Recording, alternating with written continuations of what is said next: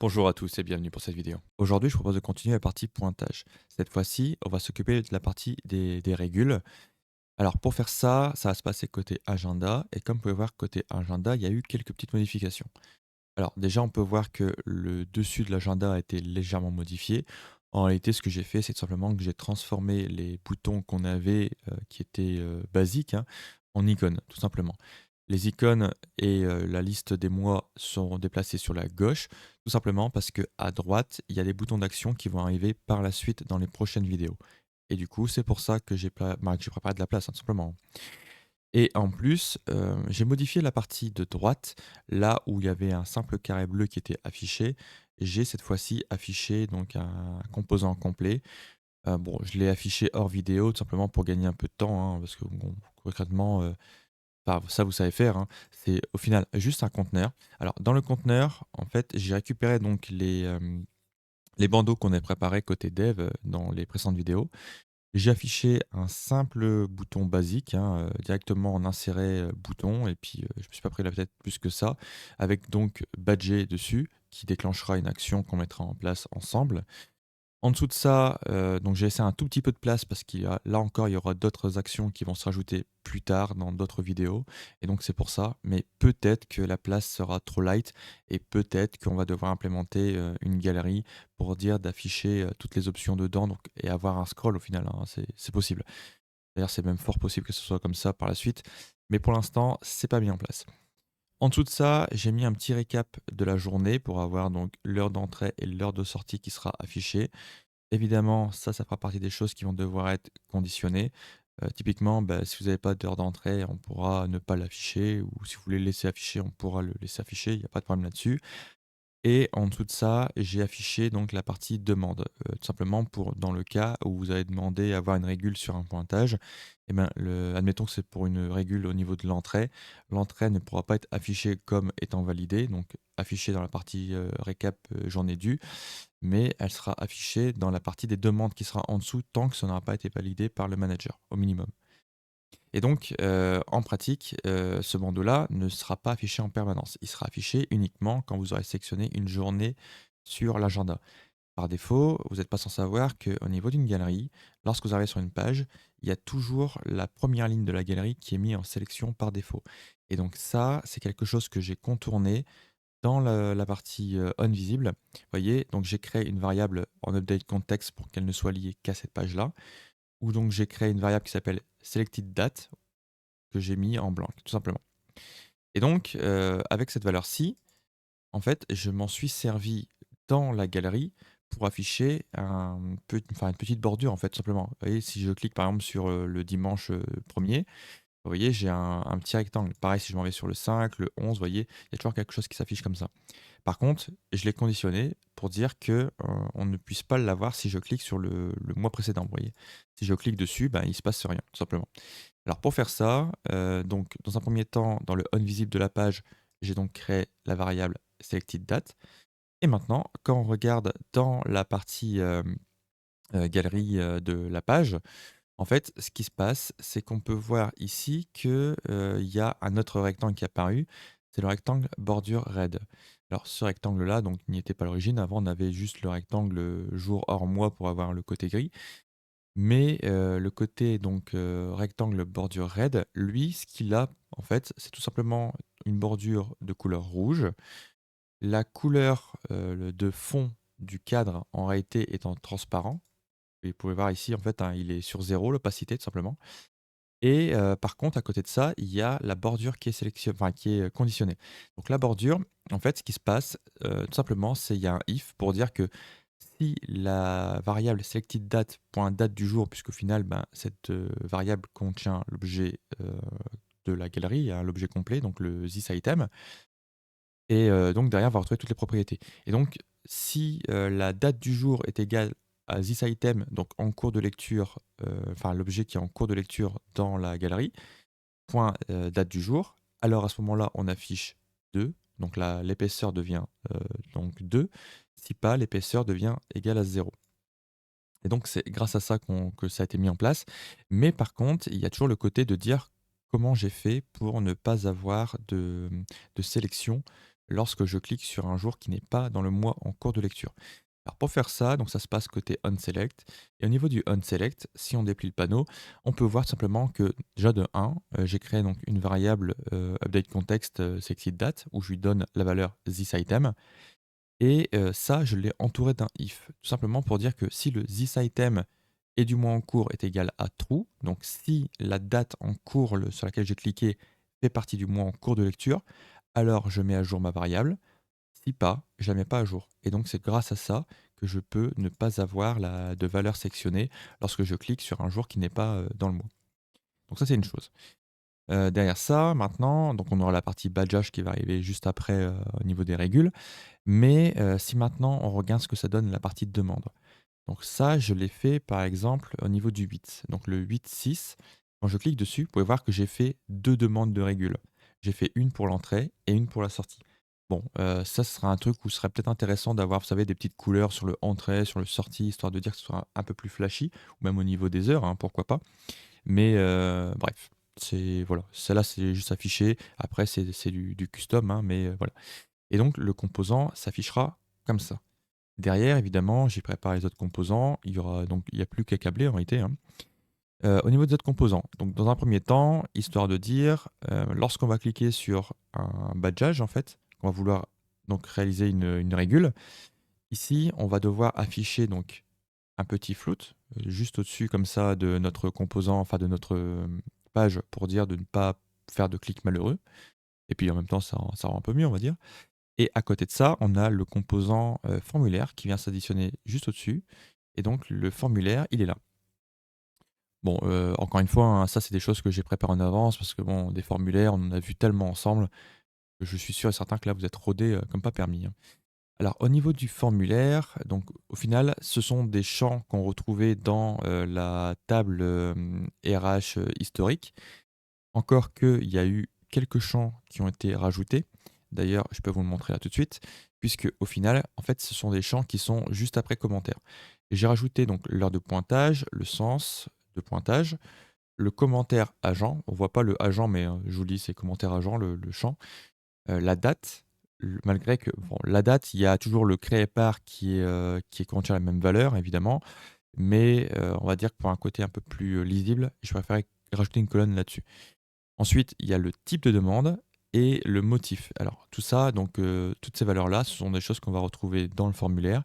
Si maintenant vous posez la question de pourquoi ça t'est rajouté par rapport à l'origine, c'est tout simplement parce que je me suis dit qu'il serait peut-être plus intéressant de rajouter ces valeurs-là pour dire d'enrichir la table RH historique validation, histoire en fait de jumeler tout ce qui est les pointages, les demandes de congés, tout ce qui s'ensuit dans une même table. Et donc en fait, en fonction de ce que vous allez faire, par exemple là dans le cas des pointages, vous allez avoir certaines colonnes qui vont être remplies, alors que dans le cas de demandes de congés, eh ben, elles ne seront pas remplies, tout simplement. Donc ça c'est vraiment du confort, hein, grosso modo.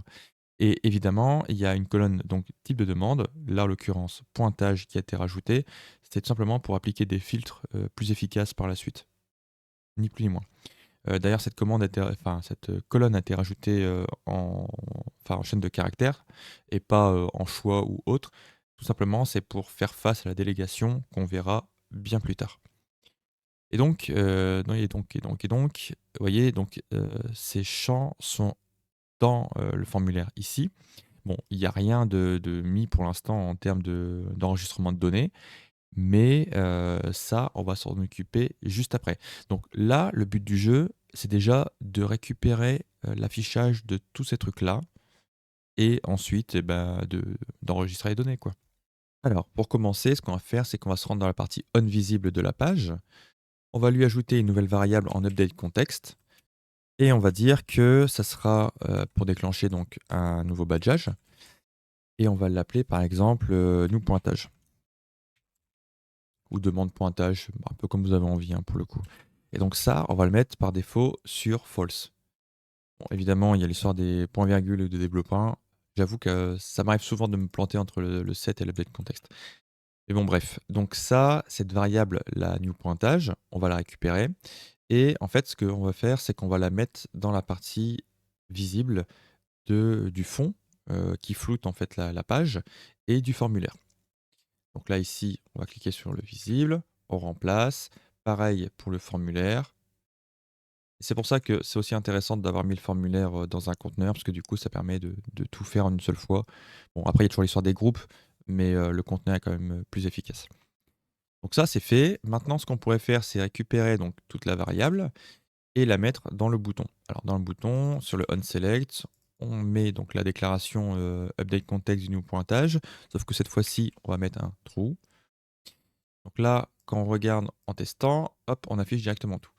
Donc ça veut aussi dire que dans la partie annulée, on va venir et on va directement mettre en fait la new pointage sur false. Ensuite, dans la partie enregistrée, bah, on sait déjà qu'on peut mettre la new pointage sur false aussi à la fin. Au moins là-dessus, on sera OK. Et donc, ce qu'on pourrait faire, c'est aussi les enregistrer. Alors, au niveau des champs, petit aparté, j'ai déjà tout renommé, hein. Comme ça, on a les date picker, nouveau badgeage, date. Voilà. Donc, à chaque fois, là, on est sur la partie nouveau badgeage. Donc, je mets cette désignation-là dans les noms pour s'y retrouver par la suite. Alors maintenant, si on retourne dans la partie enregistrée, donc on va réaliser notre patch. Alors ici, vous verrez que d'ailleurs, à ce propos aussi, je laisse la possibilité d'entrer plusieurs fois une entrée. Par exemple, vous voyez là, sur la droite de mon écran, dans la partie des demandes, ce qui est, enfin juste ici, vous voyez, j'ai une entrée qui est sur 7h20 et une sortie sur 16h10. Là, si je veux, je peux mettre par exemple plusieurs entrées à 7h20, 7h21, 7h22 et ainsi de suite. Ça, je laisse l'option volontairement.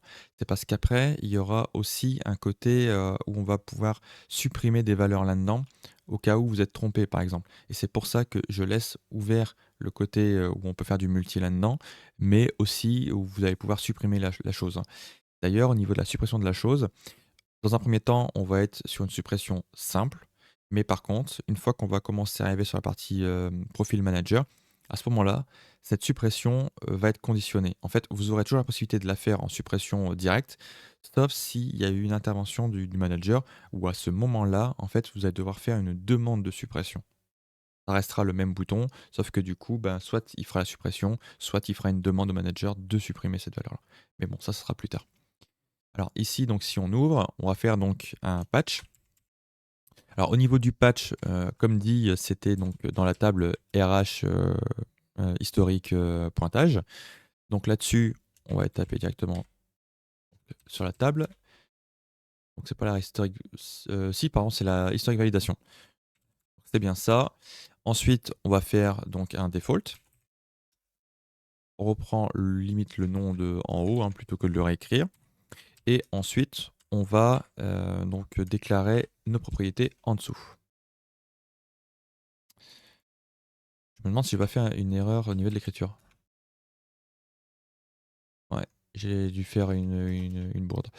Et donc, alors à ce niveau-ci, donc ce qu'on va retrouver, ce sera donc un type de demande. Alors là, pour le coup, on est sur un pointage. Donc ça, je rentre la valeur à la main. Ici, il n'y a pas de champ pour ça.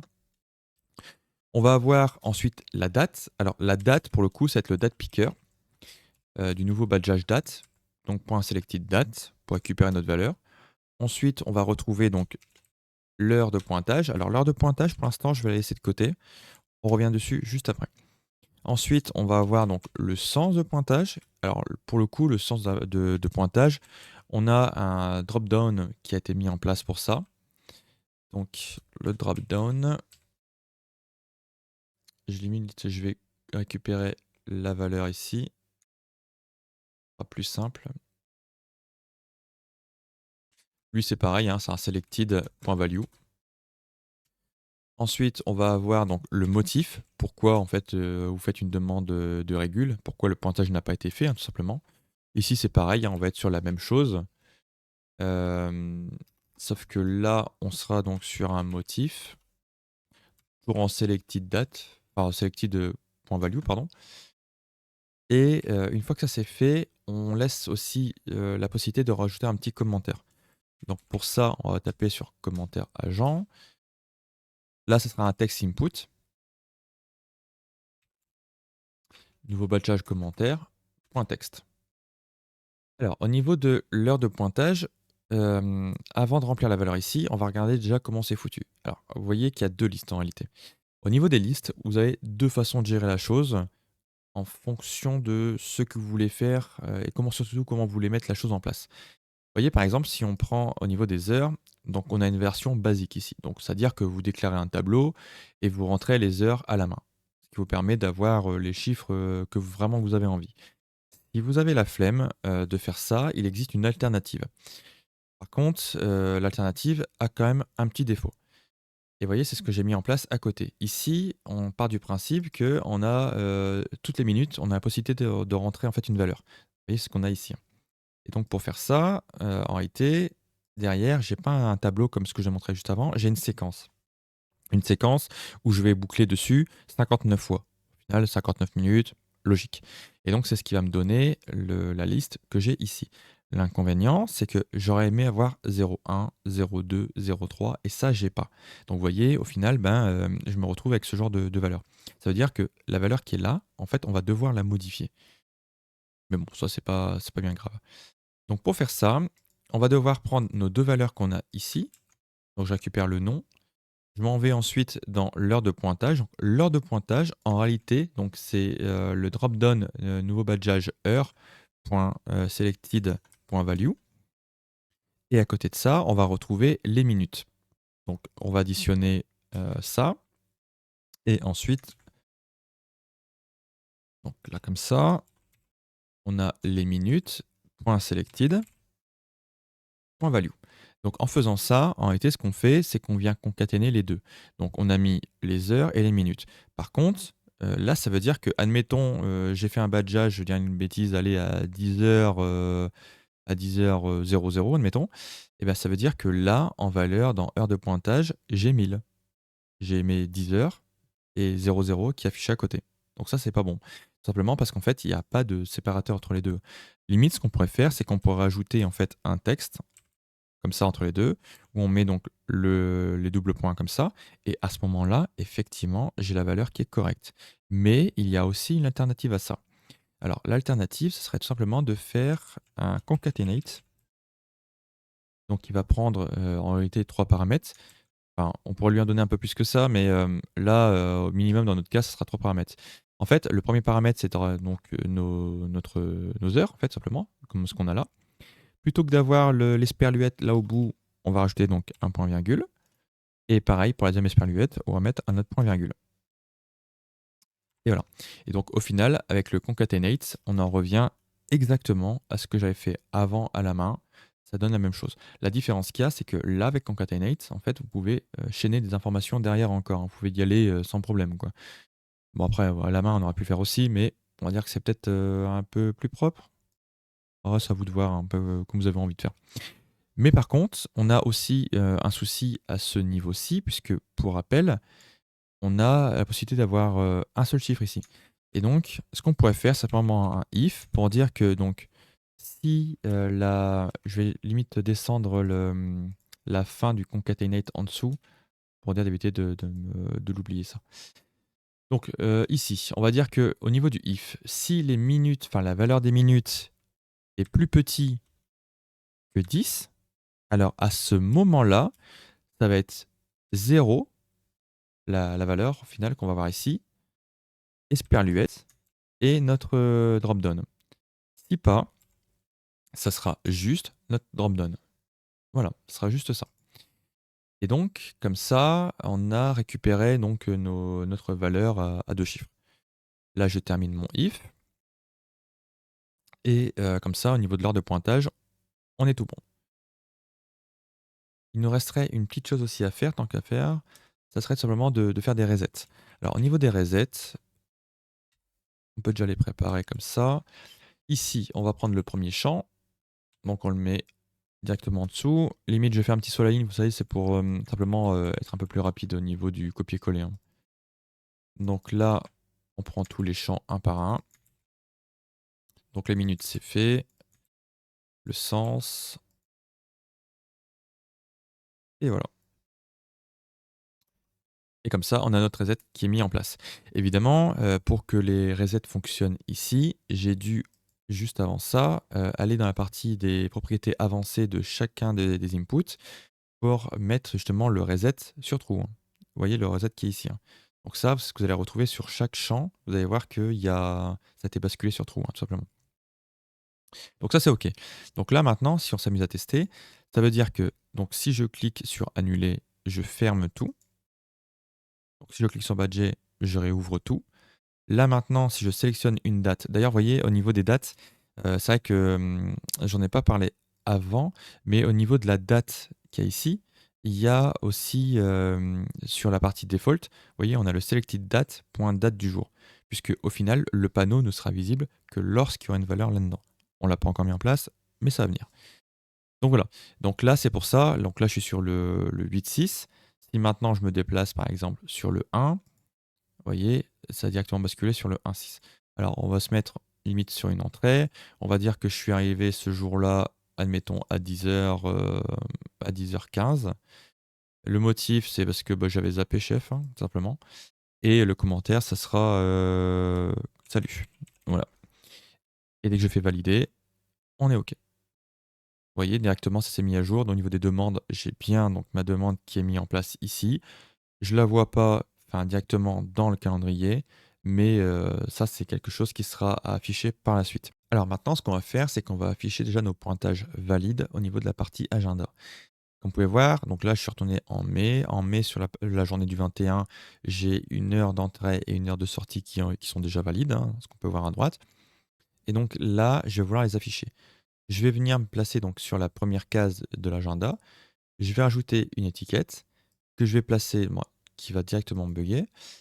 Simplement parce que chiffre à virgule, hein, encore une fois, hein. Voilà, donc ça, je vais directement la placer en bas de ma case. Je vais centrer directement le texte. Et dans le texte, ici, on va aller chercher l'information. Alors, pour chercher l'information, ce qu'on va faire, c'est qu'on va faire un lookup.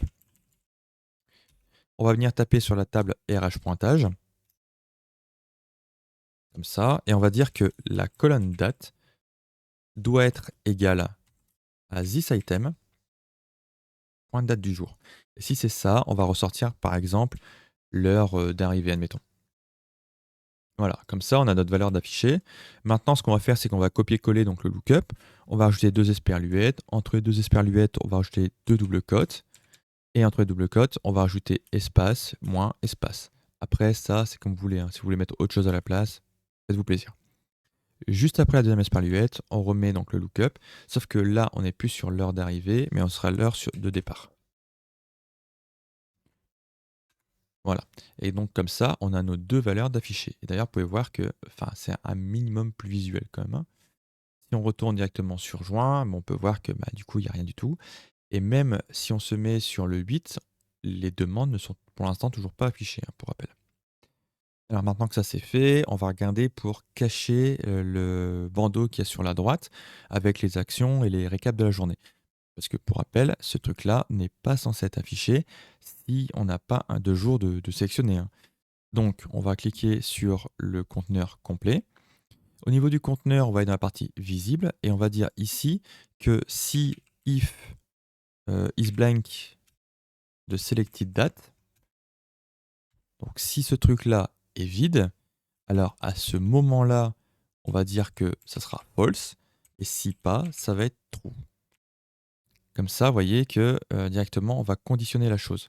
Là, en l'état, on ne le voit pas, enfin, on ne peut pas voir que le truc n'est pas affiché étant donné que j'ai une journée de sélectionner. Mais si maintenant je m'en vais sur l'accueil et que je reviens sur la partie agenda, vous voyez que je n'ai rien du tout.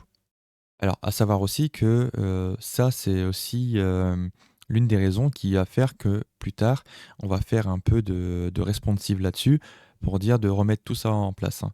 Pour l'instant, c'est pas le cas, mais c'est quelque chose qui sera mis en place plus tard. Vous voyez, et donc maintenant, si je clique sur une journée, eh ben, typiquement, j'ai mon menu qui s'affiche sur le côté, hein. Alors maintenant, au niveau des améliorations qu'on pourrait apporter à tout ça, si on revient sur la partie formulaire badgeage, en fait, on a donc des inputs ici qui sont placés, sauf que les boutons, eux, ne sont pas verrouillés. J'ai mis des petits astérisques à droite à gauche pour dire que c'est des champs obligatoires, mais comme vous pouvez voir, il n'y a rien qui bloque les boutons. Les boutons sont cliquables. Là, si je veux rentrer des trucs vides, ouais, je peux y aller, il n'y a pas de problème, hein.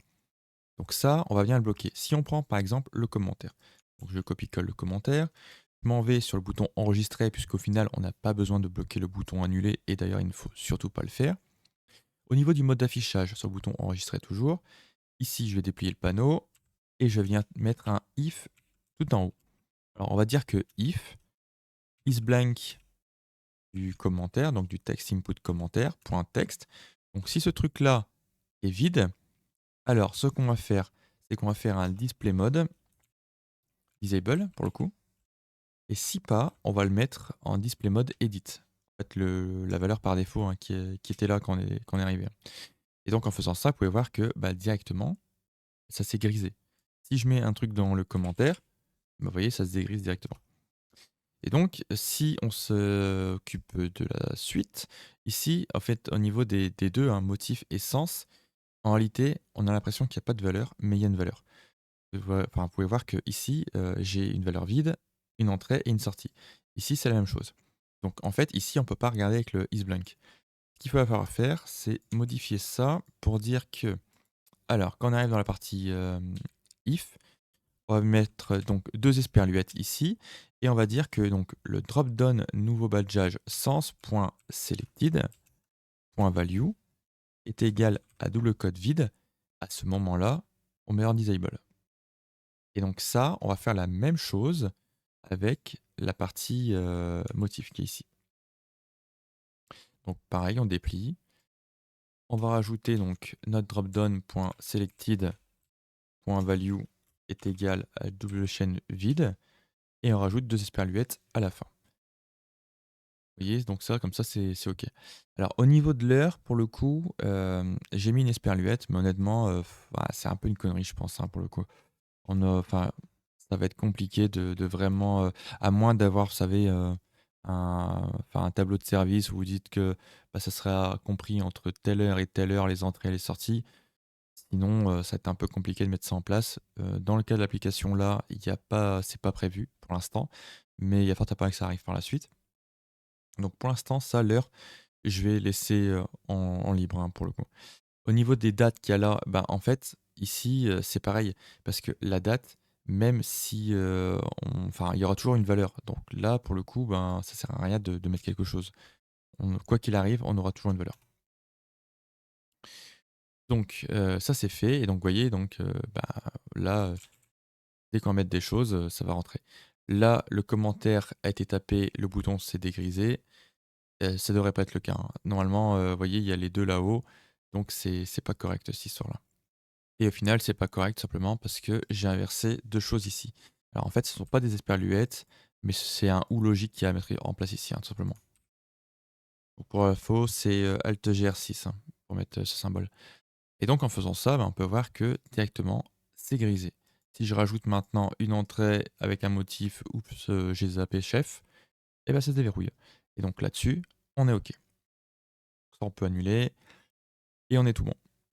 Bon, dans tous les cas, la vidéo commence à être sacrément longue. Je vous propose d'arrêter là pour l'instant. Si vous avez des questions, des remarques, bah, comme d'habitude, vous n'hésitez pas, l'espace commentaire est là pour ça. Je ferai ce que je peux pour y répondre dans le plus bref délai et je vous dis à la prochaine. Allez, salut! Eh psst, j'ai oublié un truc. Regarde, t'as pas cliqué sur le bouton t'abonner.